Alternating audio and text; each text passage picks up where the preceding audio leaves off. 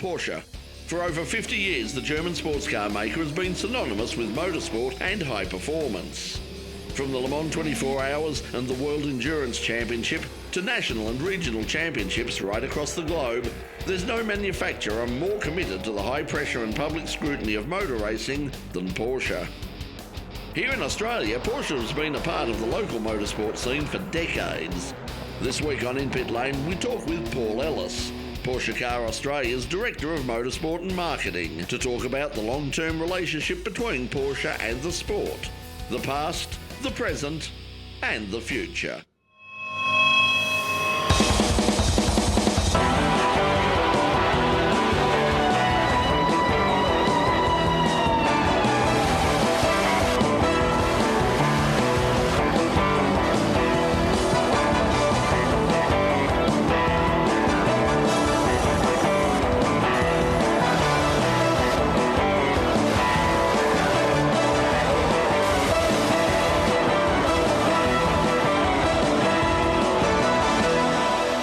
Well, we're in the workshop of Porsche Cars Australia here in Collingwood, and you know, in the history of motorsport, manufacturers come and go. You know, some like Ford come in and burn brightly for a brief moment of time, and then they, mission accomplished, sort of disappear into the night.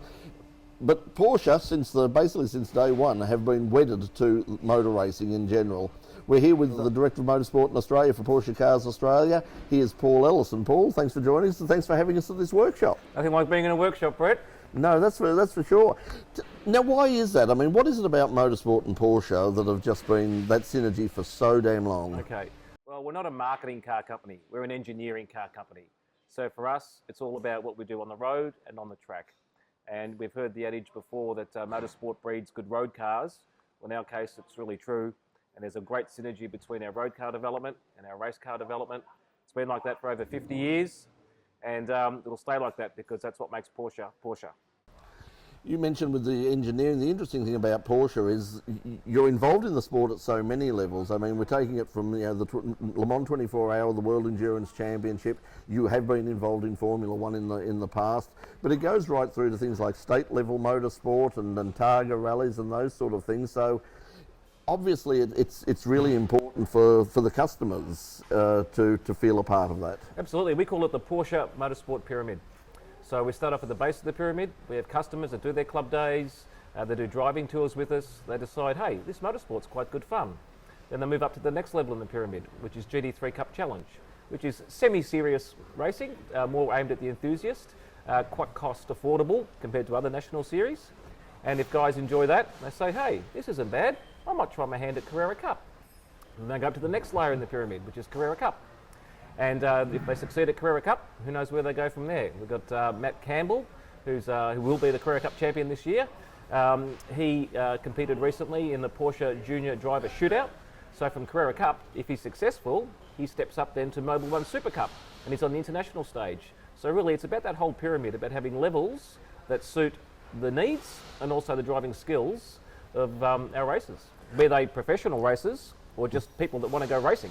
And I think that's one of the different things about Porsche and their involvement with motorsport is if you look at the very top level, people sort of raise their eyebrows when people like Earl Bamber and Nick Tandy and those Timo Bernhardt got into to P1, but it was like, these people have come through, we know these people, we're loyal to these people, they just didn't rush out and discard them and say, oh no, you're a GT driver, and in the end sort of people, Earl Bamber, Nick Tandy end up winning Le Mans.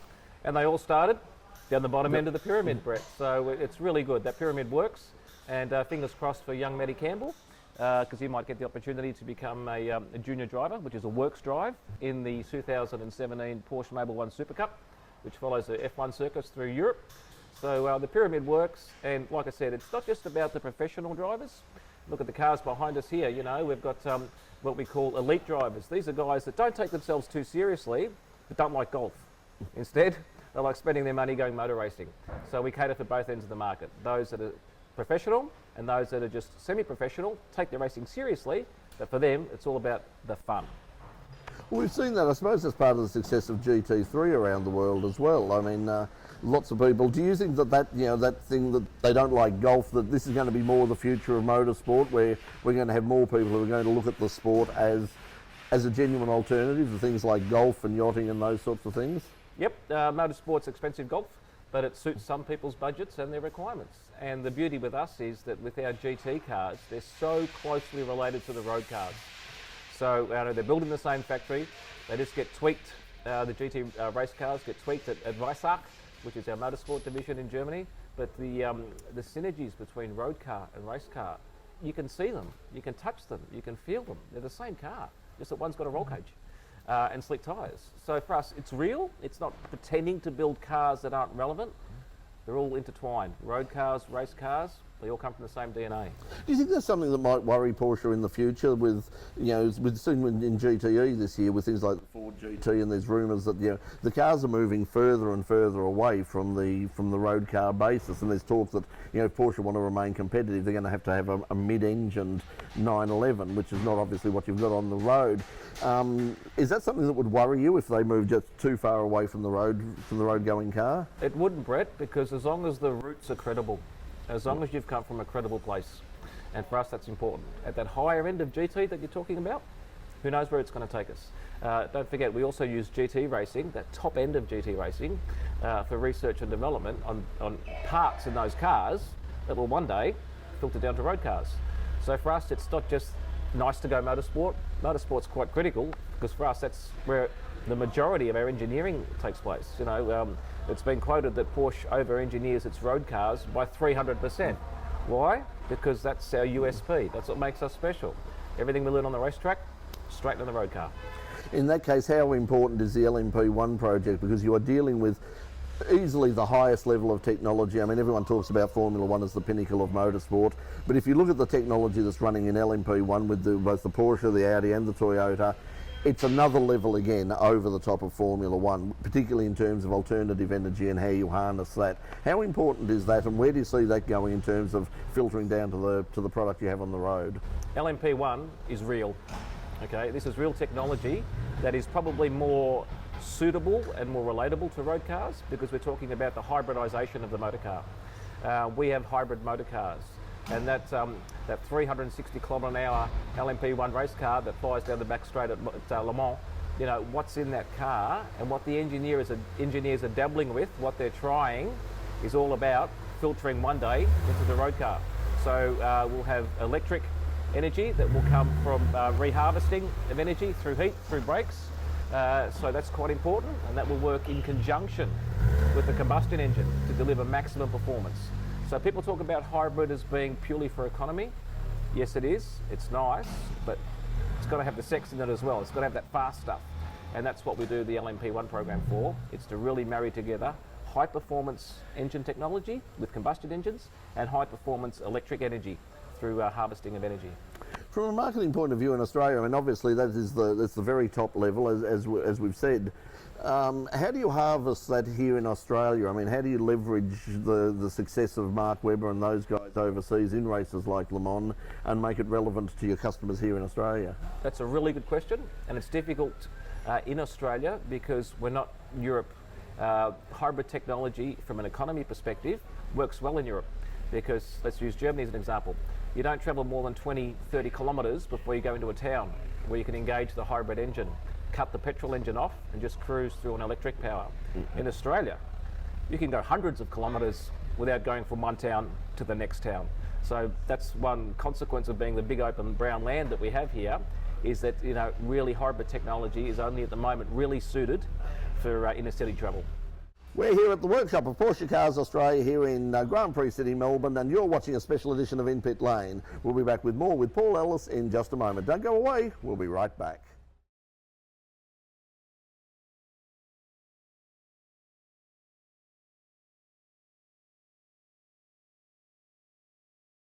Welcome back. You're watching In Pit Lane, and we're here in the workshops of Porsche Cars Australia, and we're with their motorsport manager, Paul Ellis. And Paul, you mentioned before the development of Porsche, that pyramid that you go through. You mentioned GT3 Cup and Carrera Cup. Let's talk about the GT3 Cup, runs with the Shannon's Nationals. That's been a very, very popular popular series. Is part of Porsche's support for that category to help, not so much, well, I suppose help keep the value in those cars so that they're not those cars that are sort of, superseded from the main, have somewhere to race and somewhere that's still of value? That's right, Brett, but it's also about offering, a point in for customers as well. It's not too cost prohibitive. No one goes into motorsport to make money. You spend money in motorsport. And that's the truth. So it's for us about providing some affordability as a customer entry level into, motorsport that's professional but not too serious. Yeah. Okay. So you don't need, the budgets that you would need to run Carrera Cup or, heaven forbid, a V8 team or something like that. So it's all about affordability. And for us, it's really critical because without that stepping stone, it's a pretty big jump from sort of grassroots club level into Carrera Cup. And Carrera Cup is fair income. There's no hiding here. You got no talent, you'll be shown out in Carrera Cup. The cars are equal, okay? The only difference is driver setup with some very small parameters that you can change. So even like the V8s use Carrera Cup as a good place to peek over the fence and see who's doing what, because the driving is so good and it comes down to the driver, not the car. Cars are the same. So that's why you look at a lot of drivers that have come through Carrera Cup that have gone on to bigger and better things. Fabian Coulthard, Carrera Cup champion. David Reynolds, Carrera Cup champion. Jonathan Webb, who won Bathurst the other week. He raced successfully in Carrera Cup. So you've got guys like this and Alex Davison, they've all come through Carrera Cup. It does seem to be the stepping off point, doesn't it, in terms of the pathway to probably more than even the Dunlop series now. It's from people are getting, as you said, all of those people came from Carrera Cup. They didn't come from the development series. Correct, and like I said, that's because what you see in Carrera Cup with the drivers, it's real. You can take some of the variables out of it because the variables don't exist.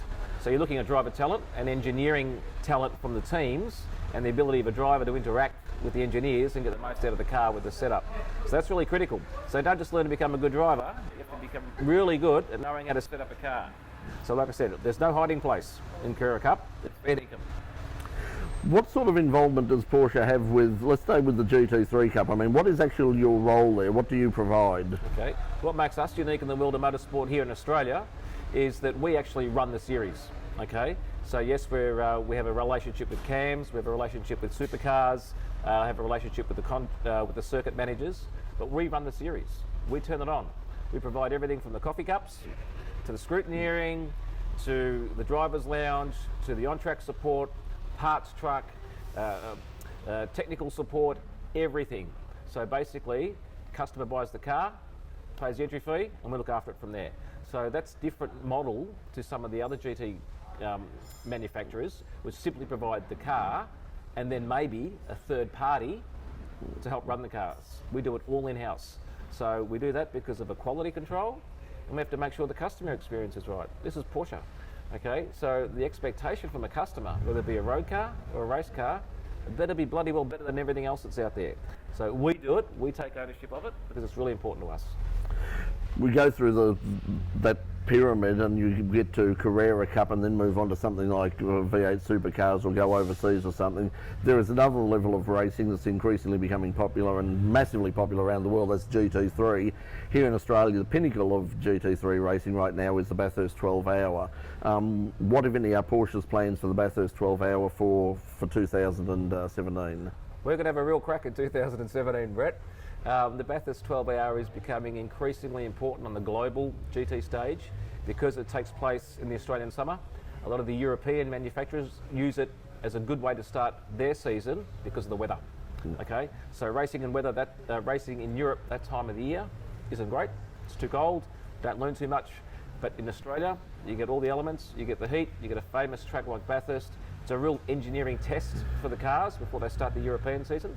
So for us, in 2017, we'll have a very strong presence at the Bathurst 12 Hour. We'll have works drivers coming out to Australia. There'll be entries from private teams, but they'll also have the assistance of Porsche from the head office Motorsport Boffins in Weissach through to our local parts truck here in Melbourne. We're all going up to help them out. Where does that leave the Australian Championship after that, the GT Championship? Because that's obviously the following. Bathurst is, we sort of start off with the really big event. It's a bit different from some others. We actually start off with the Blue Ribbon event and then we go into the regular season. Are you going to continue for the 2017 Australian GT Championship? Yes, in the GT Championship, we don't. We have the one car that's entered by Walkinshaw, Yep. and that runs in the GT Championship. So they'll do that program, and they'll have their own relationships and support directly back into Weissach with the factory. But for us, we'll continue to run Carrera Cup. and GT3 Cup Challenge. They're the series that we run. We've got 40 customers across both series, so for us it's a pretty significant investment. So we'll get that right as we continue to do. And the GT program, keep one eye out for it and let Walkinshaw do what they've got to do, and we'll be helping any way we can to make sure that that car is as competitive as it can be by helping to make sure that they're getting the right support from the factory. And at the moment that support's been really good because the factory is really keen to see that Porsche GT3R be very successful in Australia. We're also a part of, increasingly people say we're a part of Asia. If you look across Asia, there is a very big Carrera Cup Asia series that is running at the moment. We saw them come out here in Australia earlier in the year with Rensport and run with the locals there. Do you see any future relationship there that we might see this sort of thing happen more often? The first combined round that we ran with Asia at Sydney Motorsport Park was an absolute success.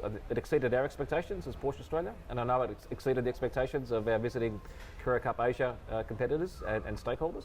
So our plan is to do a reciprocal round in 2017 in Asia.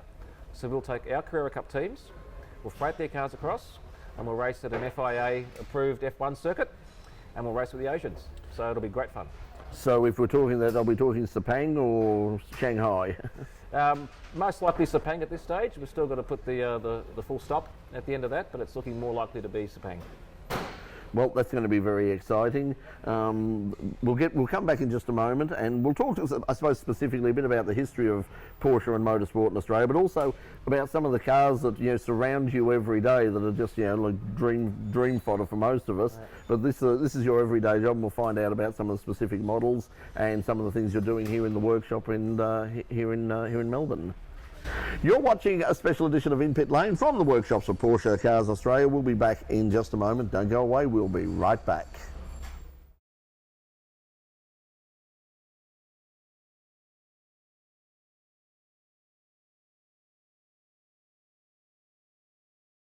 Welcome back to In Pit Lane. Now remember, you're watching In Pit Lane, whether it's on the YouTube channel or Channel 31. We'd like you to head to our YouTube channel because, as you may be aware, Channel 31 is being shut down at the end of the year, and Channel 31 and all of the programs like In Pit Lane are moving online. So we'd love you to subscribe to the YouTube channel. Thanks for the support so far over the past few weeks. We've had a lot of new subscribers and we really appreciate it.